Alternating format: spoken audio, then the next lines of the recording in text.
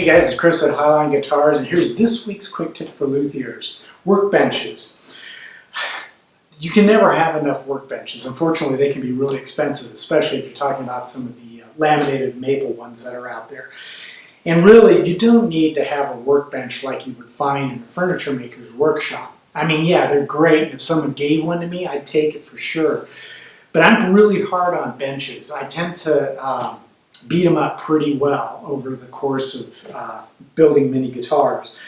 So what I found works really well for me is to simply take, this is one of those portable workbenches. This one in particular is a Black & Decker Workbench. And I've got another one on the other side of the room that I picked up for like 20 bucks at Harbor Freight. So you can get them really cheap. They just have to have a clamping top, that's all. And then what you can do is you can take scrap plywood. In this case, this is that stuff that they use when installing roofs on houses and buildings. And I had a couple of sheets of this sitting on the side of my house, so I've just been cutting it up and using that for workbench tops. And then what I do is I attach a piece of, or a section 2x4 in the back, and that just sort of acts like a clamp, which I can then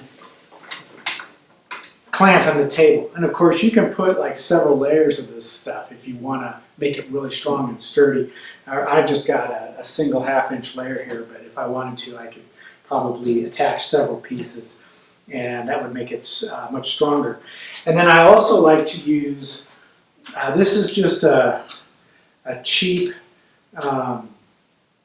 vise that I can clamp to the side or any edge on my workbench. And with this, I can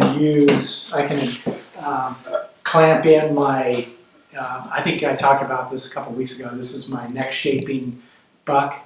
And I also have a whole bunch of radius sanding beams that I use for radiusing fretboards.